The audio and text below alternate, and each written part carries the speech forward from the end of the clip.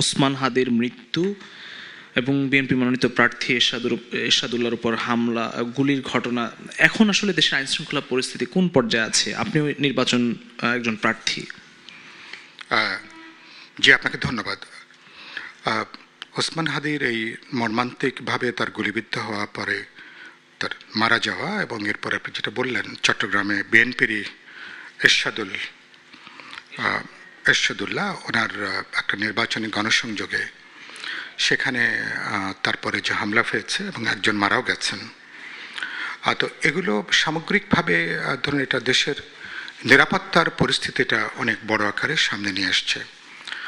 আমি ইতিমধ্যে বহু জায়গায় বলেছি যে আমাদের এই ঘটনার মধ্য দিয়ে আমাদের জুলাই গণঅভ্যুত্থানে যারা ফ্রন্ট লাইনার তারা তো বড় ধরনের ঝুঁকির মধ্যে আছেন, নানা কারণে আছেন, এবং এমনকি যারা নির্বাচনে এখন প্রার্থী আছেন, গুরুত্বপূর্ণ রাজনৈতিক দলগুলো শীর্ষ নেতৃবৃন্দ বা প্রার্থীরা তারাও কিন্তু ঝুঁকির ভেতরে আছেন।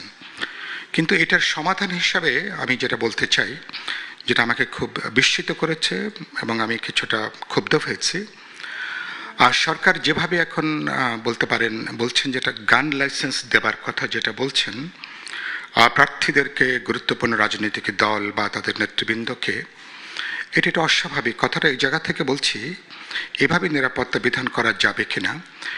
আমার নিশ্চয়ই সেলিম ভাইয়ের তো তার একটা বিশাল অভিজ্ঞতা আছে, এখানে যারা সবার অভিজ্ঞতা আছে। নির্বাচনের আগে সাধারণত অবৈধ অস্ত্রগুলো উদ্ধার করা হয়, এটা আপনি জানেন। এমনকি বৈধ অস্ত্রগুলো থানায় বা সংশ্লিষ্ট অফিসে বৈধ অস্ত্রগুলো অনেক সময় জমা নেওয়া হয়। নির্বাচনের আগে এক ধরনের কম্বিং অপারেশনের মতন করা হয়, যখন বোঝা যায় যে ঝুঁকি আছে, সন্ত্রাসীরা, মাফিয়ারা নানাভাবে তারা ব্যবহৃত হতে পারে সেই জায়গা থেকে। এবার আপনি চিন্তা করেন 300 আসনে প্রার্থীরা এক এক আসনে যদি গড়ে ন্যূনতম 5-7 জন করে প্রার্থী থাকেন, অধিকাংশ তারা যদি গানম্যান, তারা যদি অস্ত্রের লাইসেন্স, তারা একদিকে তো গানম্যান একটা সরকারি প্রশ্ন, তারা যদি অস্ত্রের লাইসেন্স নিয়ে তারা যদি অস্ত্র ব্যবহার করেন, তো চিন্তা করেন যে দেশব্যাপী তাহলে কয়েক হাজার অস্ত্রের লাইসেন্স যদি দেওয়া হয়, তার মানে আমরা বিশ্বাস করি এই স্বপ্নগুলিতেই তৈরি হবে স্বপ্নের বাংলাদেশ। স্বপ্ন ধরা, ধরনীর বুকে স্বপ্নের ঠিকানা। প্রার্থীরা সবাই বন্দুক ঘাড়ে করে বা পাশে বন্দুকধারীদেরকে নিয়ে তাদেরকে গণসংযোগে যাবেন, যোগাযোগ করবেন।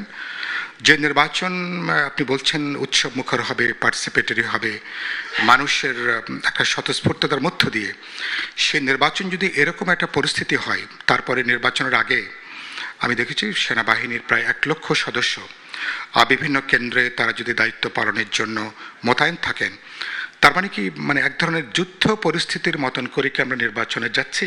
চিন্তা করেন, গানম্যান আছে, তারপরে প্রার্থীদের তারা অস্ত্রের লাইসেন্স নিয়ে তারা সেখানে অস্ত্রধারীরা তাদের সাথে আছেন, আমার আইন শৃঙ্খলা রক্ষাকারী বাহিনী, সামরিক বাহিনী। এই ধরনের এই পরিস্থিতি আমি ইতিমধ্যে বলেছি ভোটারদের একটা আতঙ্ক তৈরি করতে পারে। এমনকি আমি মনে করি এই পরিস্থিতি ভোটার তার যে টার্ন আউট, এটা কিন্তু আশঙ্কাজনকভাবে কমে যাওয়ার কিন্তু ঝুঁকিটা থাকবে। আমি পরিষ্কার করে মনে করি নির্বাচনের প্রধান গ্যারান্টিটা কি? অবাধ নির্বাচনের। আমরা একটু বলেছি রাজনৈতিক দলগুলোর মধ্যে ন্যূনতম বোঝাপড়া লাগবে। Enough is enough. আমরা আমাদের প্রতিযোগিতা আছে, বিতর্ক আছে, নানা প্রশ্নে আলাপ আলোচনা আছে, কিন্তু ফেব্রুয়ারি নির্বাচন এবং গণভোটকে কোনোভাবে আমরা বিতর্কের মধ্যে নেব না। এটাকে চট দখলের মতন সহিংসতায় জবরদখল এটাকে নিয়ে যাব না। This should be the consensus. একটা দেখেন না, বিভিন্ন ফুটবল খেলার সময় বিরাট করে ব্যানার থাকে না, ফেয়ার প্লে। তার মানে আমরা খেলার যে নিয়মটা, সেই নিয়মটাকে আমরা মেনে চলবো। ন্যূনতম যে গণতান্ত্রিক যে পরিবেশটা, সংস্কৃতিটা, টলারেন্সের যে সংস্কৃতিটা, আপনার সঙ্গে আমার ডিবেট থাকবে, নানা প্রশ্নে আমাদের মতান্তর থাকবে, কিন্তু নিশ্চয়ই এটাকে আমি সহিংসতা জায়গাটা নিয়ে যাব না।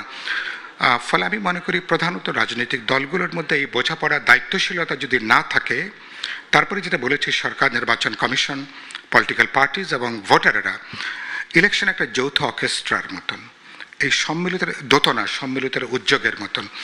এটা না থাকলে কেবল বন্দুকধারীদেরকে আপনি মোতায়েন করে হয়তো বলতে পারেন কোনোভাবে হয়তো নির্বাচন বইতে পার হতে পারেন, কিন্তু সেটা কোনো ভালো নির্বাচনের উদাহরণ তৈরি করবে এটা আমি বিশ্বাস করি না। এটা একটা আফ্রিকান সিনড্রোমও দাঁড়িয়ে যেতে পারে। আফ্রিকার বিভিন্ন দেখছেন না যে এক এক বন্দুকধারীরা যাচ্ছেন, তারা পাশে দাঁড়িয়ে আছেন। তো এরকম একটা এই পরিস্থিতি বাংলাদেশের জন্য কাঙ্ক্ষিত না। প্রধান মনে করি আর ভোটাররা জনগণ, আমি মনে করি আমাদের যে তরুণরা, যুবকরা, বাচ্চারা যারা ইতিমধ্যে ওই যে মাঝখানে দেখেছেন না যে নিরাপদ সড়ক আন্দোলন, এটাকে একটা সোশ্যাল রেসপন্সিবল হিসেবে তারা যদি দাঁড়িয়ে যান যে আমরা নির্বাচন দেখতে চাই, ভোটাররা তারা ভোট দেবেন শান্তিপূর্ণভাবে, অবাধে, এবং সেখানে কোনো জবরদস্তি, কোনো হুমকি, কোনো কিছু সেখানে হবে না। তারা যদি একটা জনচৈতন্যের জায়গাটা যদি বাড়াতে পারেন, দায়িত্বশীল জায়গা বাড়াতে পারেন, রাজনৈতিক দলগুলোর উপরে খানিকটা মানসিক রাজনৈতিক চাপ তৈরি হবে এই জায়গাটা। কিন্তু এটা সত্য, ইতিমধ্যে আমি নিউজ পেপারে দেখেছি বিভিন্ন গোপন নাকি অস্ত্রধারীরা তারা নাকি বিভিন্ন দলের সঙ্গে তাদের যোগাযোগ সম্পর্ক, যেটা অতীতে বিভিন্ন সময় দেখেছি, তারা বিভিন্ন দলের হয়ে তারা কাজ করেন।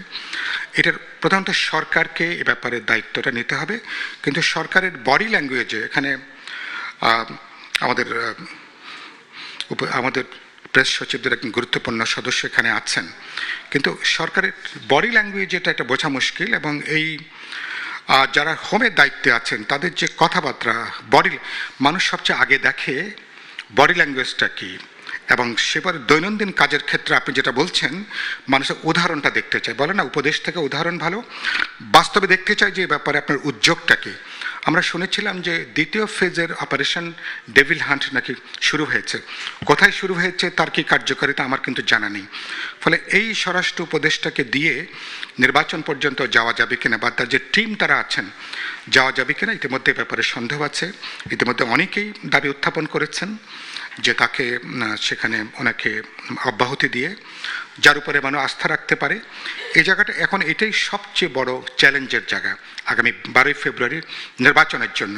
আরেকটা গুরুত্বপূর্ণ হলো মানুষের গণজোয়ার। আপনারা এখনো পর্যন্ত সরকার থেকে, আমি কিন্তু এটা সরকারের দায়িত্ব রাজনৈতিক দলগুলোর গণভোটের যে প্রচারণা, তাকে যে এটা অর্গানাইজ করা, মানুষের স্বতঃস্ফূর্ততা জাগিয়ে তোলা। ভোটটা কিন্তু মানুষের, এটা তার একটা মর্যাদার প্রতীক। এটা যে কোনো মানুষের একটা মডার্ন ডেমোক্রেটিক সোসাইটিতে তার একটা ব্যক্তি মানুষের একটা ইন্ডিপেন্ডেন্ট পলিটিক্যাল আইডেন্টিটি, তার সম্মানে মর্যাদা, তার ব্যক্তির সার্বভৌমত্বের এটা এক ধরনের ডেমনস্ট্রেশন কিন্তু তার ভোটের অধিকারটা। সেই জায়গাটা ভোটের অধিকারের ব্যাপারে মানুষকে জাগিয়ে তোলা, সচেতন করা, যদি এরকম একটা কনসাসনেস, এই জনচৈতন্যের একটা জাগরণ, এটাই মনে করি যে কোনো সন্ত্রাস, যতগুলো চ্যালেঞ্জ আছে মোকাবেলা করার সবচেয়ে ভালো জায়গা হচ্ছে এই রাজনৈতিক, সামাজিক, সাংস্কৃতিক যে ক্যাম্পেইন, পাশাপাশি মনে করি প্রশাসনিকভাবে যে উদ্যোগগুলো নেওয়া আর রাজনৈতিক দলগুলো সম্মিলিত যে দায়িত্বশীলতা। আমি মনে করি কিছু চ্যালেঞ্জ থাকবে, কিন্তু এগুলোকে যদি আমরা খানিকটা কোঅর্ডিনেট করতে পারি, সমন্বিত করতে পারি, আমি মনে করি 12ই ফেব্রুয়ারিতে মোটামুটি একটা ভালো নির্বাচনের পথে বাংলাদেশ হাঁটতে পারবে। শেষ বাক্যটা বলি এই প্রসঙ্গে, আগামী নির্বাচন যদি কোনো কারণে বিতর্কিত হয়, পার্লামেন্ট কিন্তু বিতর্কিত হবে। পার্লামেন্ট বিতর্কিত হলে কিন্তু সেই নির্বাচনের গ্রহণযোগ্যতা নিয়ে উইদিন এন এক্সটার্নাল এটা কিন্তু প্রশ্ন উঠতে পারে। আমরা এর আগে হাসিনার 3টা নির্বাচন নিয়ে সেখানে এটা বড় ধরনের গ্রহণযোগ্যতার সমস্যা ছিল, এবার নিশ্চয়ই সেরকম কোনো পরিস্থিতি নয়। কিন্তু তারপরও এই নির্বাচন নিয়ে 17 বছর পরে যে নির্বাচন, এই নির্বাচন কোনোভাবে তার গ্রহণযোগ্যতা নিয়ে প্রশ্ন উঠবে এরকম কোনো বিষয় আমরা কেউ দেখতে চাই না। ফলে প্রত্যেককে দায়িত্বশীল আচরণ করা দরকার এবং প্রতিযোগিতা করি। আপনি এখন যদি ইন্টেনশন থাকে গোটা নির্বাচনটাকে আমি ভেস্তে দেব, নির্বাচন জায়গাটা যাবে, কিন্তু শেষ মুহূর্তে আমি গণেশ উল্টিয়ে দেওয়ার চেষ্টা করব, এটা কিন্তু খুবই আত্মঘাতী কাজ হবে। সেজন্য বলি, আমরা কথা বলি, আলোচনা করি। সরকারকে আমি মনে করি, আমি এখনও সরকারের দিক থেকে আরও সক্রিয়, উদ্যোগী, বিশ্বাসযোগ্য আমি কিন্তু পদক্ষেপ দেখতে চাই। ধন্যবাদ।